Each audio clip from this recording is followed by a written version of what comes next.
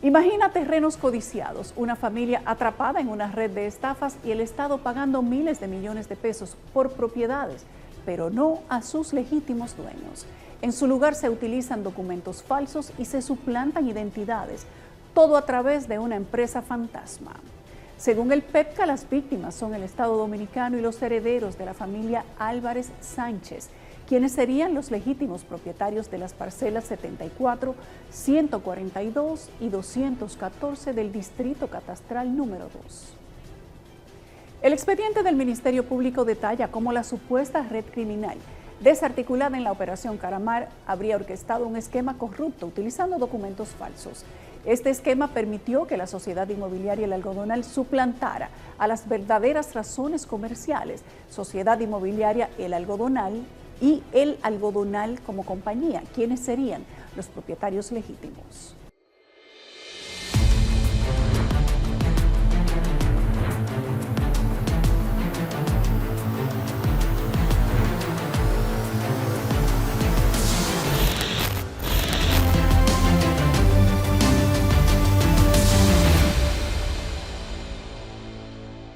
Otra familia decide hablar en el caso Calamar, víctimas de la supuesta usurpación de identidad de sus empresas legítimas, usadas para defraudar el Estado Dominicano por más de 553 millones de pesos. A esas personas, tengo entendido, según dice el documento, que depositaron esos dineros en un banco comercial dominicano que duró 24 horas nada más y después lo sacaron ese dinero. Y yo, pero bueno, ¿y qué es esto? En el centro de la trama se encuentran los terrenos ubicados en la zona de la pleamar del Malecón, propiedad de los herederos de Álvarez Sánchez, descendientes del general Braulio Álvarez Castillo. El caso implica la creación de una empresa fantasma que sería la Sociedad Inmobiliaria El Algodonal, suplantando a las compañías originales llamadas El Algodonal y Sociedad Inmobiliaria El Algodonal. Deseo elevar una especie de súplica ya en este sentido, de que todo lo que puedan hacer por el tronco Álvarez Sánchez bajo el amparo de la justicia, que por favor nosotros estamos dispuestos a cooperar con ellos para que ellos entonces tiendan su sombrilla sobre nosotros e iniciar un proceso de resarcimiento que yo creo que es justo y necesario.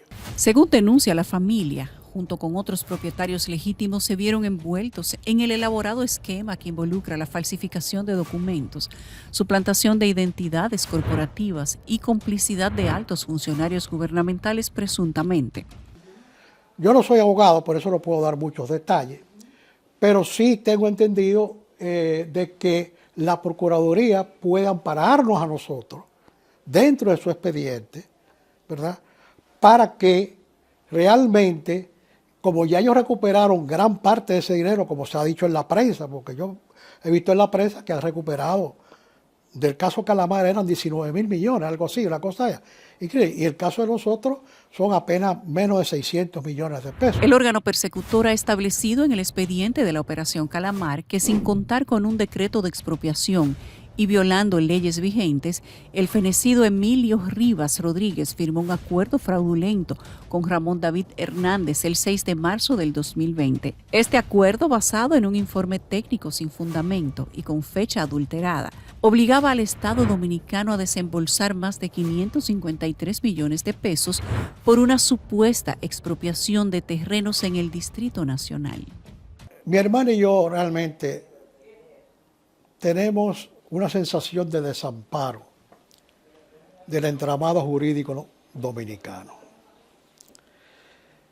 Y la parte humana, como tú muy bien señalaste al principio de esta entrevista, es esa. O sea, ¿a quién acudo? ¿Cómo voy? Porque tenemos abogados de oficio, pero evidentemente parece ser, según ellos nos han informado, que el proceso es largo.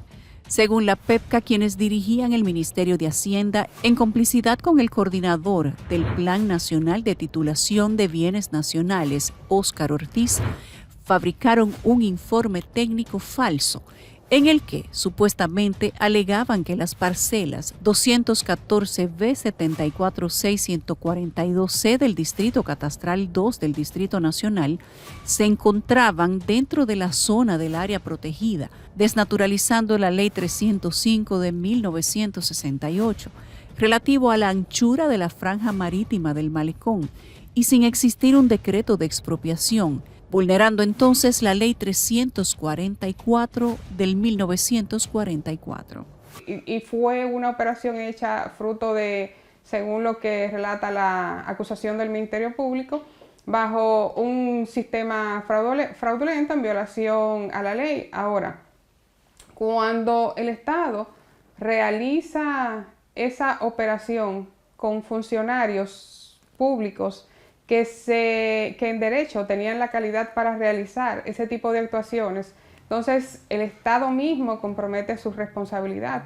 Es decir, que esos propietarios de los inmuebles pueden solicitarle al Estado que haya un resarcimiento patrimonial porque ellos fueron afectados en su patrimonio. Según el informe de inspección de mensuras catastrales del 28 de abril del 2022, las parcelas en cuestión del Distrito Catastral no están dentro del Sistema Nacional de Áreas Protegidas, ni totalmente afectadas por la franja de los 75 metros de la Ley 305, ya que éstas se encuentran en estado yermo. Evidentemente hubo un daño, y cuando hay un daño y un perjuicio, el que ha ocasionado ese daño, cuando hay una relación causa-eficiente, tiene que reparar ese daño. Entonces no solamente sería el tema del tipo penal que está siendo conocido, sino que adicionalmente hay un daño material y pecuniario que tiene que ser resarcido. En el artículo 3, la Ley 305 establece que se declara Parque Nacional una zona de 75 metros en el litoral sur del distrito de Santo Domingo, medida desde la línea que asciende la pleamar ordinaria. Dicha zona comprenderá el área en la que las avenidas George Washington, 30 de Mayo y Las Américas corren paralelas al Mar Caribe, hasta el cruce de la 30 de Mayo con la carretera Sánchez por el oeste y el cruce de la avenida Las Américas. Una vez se determine que fue cometido el ilícito, entonces necesariamente tienen que haber consecuencias, y la consecuencia necesariamente tiene que ser que se resarza el daño en el daño que se le ocasionó al Estado dominicano, porque como tú dices, se pagó un dinero por unos inmuebles que no eran de la propiedad de las sociedades comerciales que vendieron, y el otro afectado, que son los propietarios reales de los inmuebles. De acuerdo a la investigación, el documento elaborado por el agrimensor Rafael Collado el 26 de mayo del 2020 carece de respaldo técnico y fue alterado dolosamente cuando el expediente ya estaba en Hacienda para tramitar el pago. Óscar Ramón Ortiz de la Rosa, jefe inmediato de Collado, solicitó el 1 de junio del mismo año modificar la fecha, alegando problemas con la fecha anterior. Para que usted pueda tener algún tipo de decisión favorable, usted debe participar en el proceso como parte.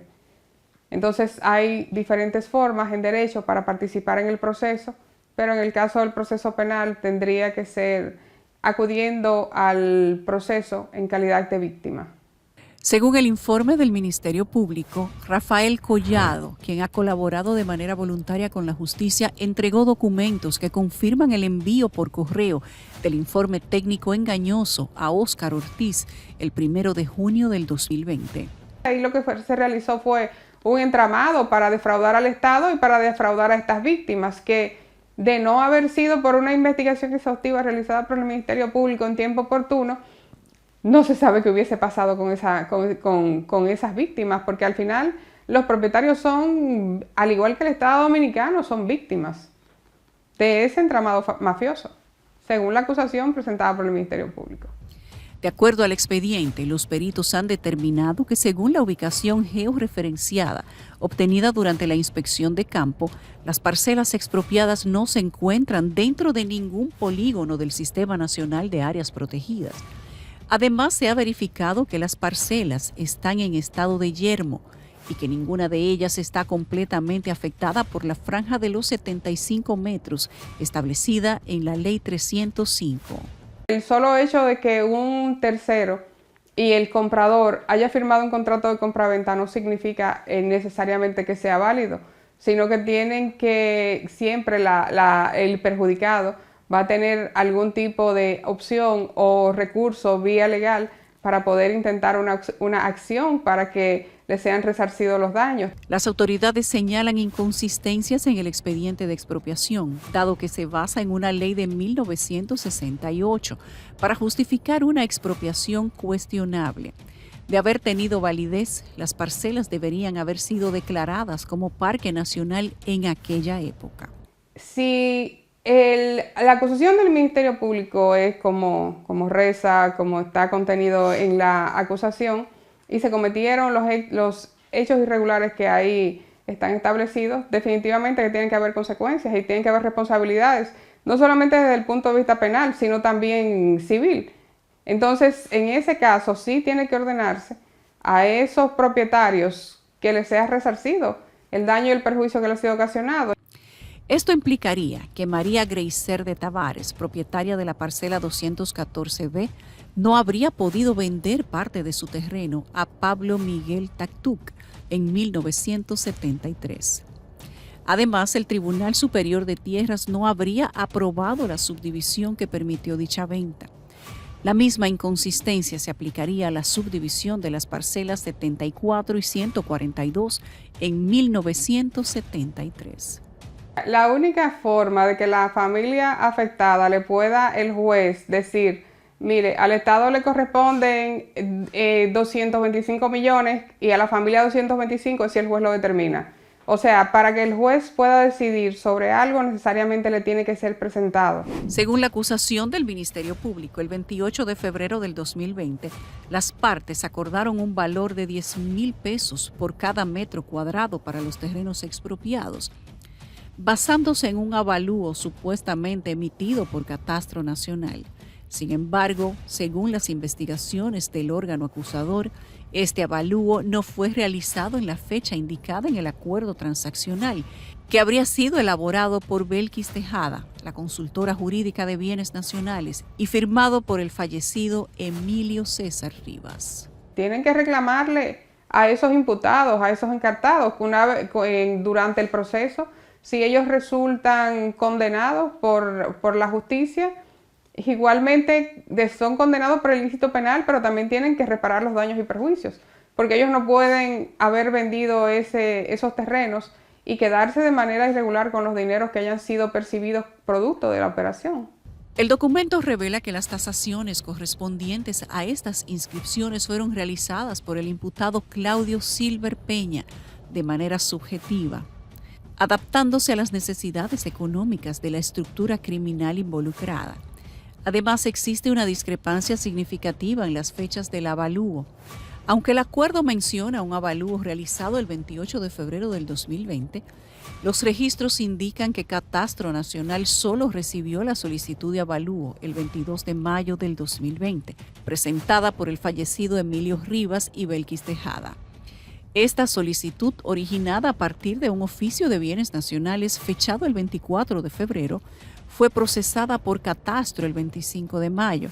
Solo un día después, el 26 de mayo, Ángel Donald Guerrero remitió el expediente de la sociedad inmobiliaria El Algodonal. Y en la República Dominicana, y entiendo que es un tema común y socorrido, que existan fraudes en el momento de la venta de inmuebles, o que exista perjuicio de derechos, o que exista falsa calidad, o dolo. O sea, hay varios escenarios que la ley establece donde se cometen irregularidades que ocasionan la nulidad de los contratos. Están los vicios del consentimiento y una serie de situaciones que hacen que esos contratos no sean válidos. El Ministerio Público también señala que el pago por las expropiaciones se realizó fuera del procedimiento establecido. El 1 de junio del 2020, Donald Guerrero autorizó el pago de la deuda a la Dirección General de Bienes Nacionales y al día siguiente, el 2 de junio, el pago fue ejecutado por los coimputados Rafael Gómez Medina y Princesa Alexandra García Medina. Este procedimiento no se ajusta a los plazos internos requeridos por el Ministerio de Hacienda para el pago de expropiaciones, señala el documento oficial.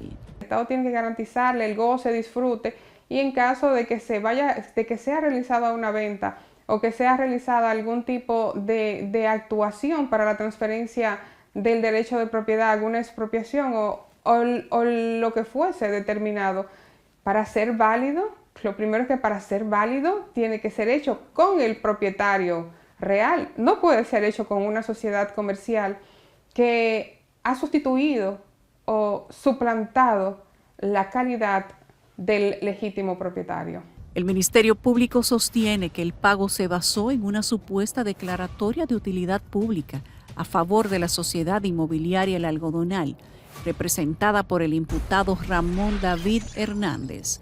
La falta de concordancia en las fechas y los procedimientos sugiere al Ministerio Público un esquema de fraude. Tiene que presentar una querella como actor civil en base o en atención al perjuicio que ha sufrido, solicitar del juez o de los jueces que sean establecidas las indemnizaciones correspondientes y al mismo tiempo, como dije anteriormente, solicitarle al Estado, entonces demandar en responsabilidad patrimonial del funcionario que estuvo actuando en ese momento, porque cuando los funcionarios actúan en representación del Estado, comprometen su responsabilidad cuando han incurrido en violación a las leyes y han ocasionado un daño, como en este caso. El pago por expropiación fue promovido por el exministro de Hacienda, Donald Guerrero, junto con Emilio César Rivas. Ambos firmaron un acuerdo transaccional mediante el cual el Estado, a través de la Dirección de Bienes Nacionales, adquirió los terrenos, realizando el pago a la Sociedad Inmobiliaria Algodonal, representada por Ramón David Hernández, a pesar de que esta entidad no era la legítima propietaria de los terrenos. Hay una responsabilidad patrimonial del Estado. Los funcionarios políticamente expuestos que estaban en turno en ese momento tienen que responder o tendrían que responder patrimonialmente, porque ese dinero no quedó en un papel. Ese dinero a alguien se lo pagaron, en algún lugar debe estar. De acuerdo a los investigadores, los beneficiarios del pago de la expropiación acordada entre Bienes Nacionales y la Sociedad Fantasma Inmobiliaria Algodonal no fueron quienes se esperaban. La investigación revela que la empresa en cuestión no recibió ningún monto, ya que ni siquiera contaba con una cuenta bancaria. Sin embargo, su representante Ramón David Hernández habría obtenido ilícitamente más de 133 millones de pesos, los cuales fueron depositados en su cuenta personal. Las instituciones financieras, tan pronto se deposita una cantidad por encima de $15,000, necesariamente tienen que pedir la justificante. O sea, ¿qué justifica el ingreso en una cuenta de una cantidad de dinero determinada? Si esas sociedades comerciales con una falsa calidad depositaron esos contratos de compraventa en una institución bancaria, esa institución bancaria sencillamente lo vio como bueno y válido. ¿Por qué? Porque es un contrato que es válido hasta que no se demuestre lo contrario. Además, se identificaron otros beneficiarios de las sesiones de crédito ilícitas. Agustín Mejía Ávila, abogado en la oficina del imputado Ángel Gilberto Locuar, recibió 55 millones de pesos. Marcos Martínez Hernández y Agustín Mejía Ávila recibieron la misma cantidad, 55 millones 316 mil pesos cada uno. La empresa BTX Dominicana, representada por Álvaro Jiménez, se benefició con casi 288 millones de pesos. Y Pedro de la Altagracia Veras recibió 10 millones de pesos. Recomendación final, que acudan al proceso, que si no han ido, que acudan, que reclamen su derecho, que comparezcan ante los tribunales y entonces de esa forma sea ordenado a esos imputados en su momento que sean condenados, si la justicia así lo evalúa y lo entiende correspondiente, y entonces le ordena a ellos que le paguen a los perjudicados por las sumas que han sido defraudados y los daños y perjuicios. Según la especialista Gypsy Roa, las víctimas deberán emprender acciones legales contra los individuos involucrados en el fraude.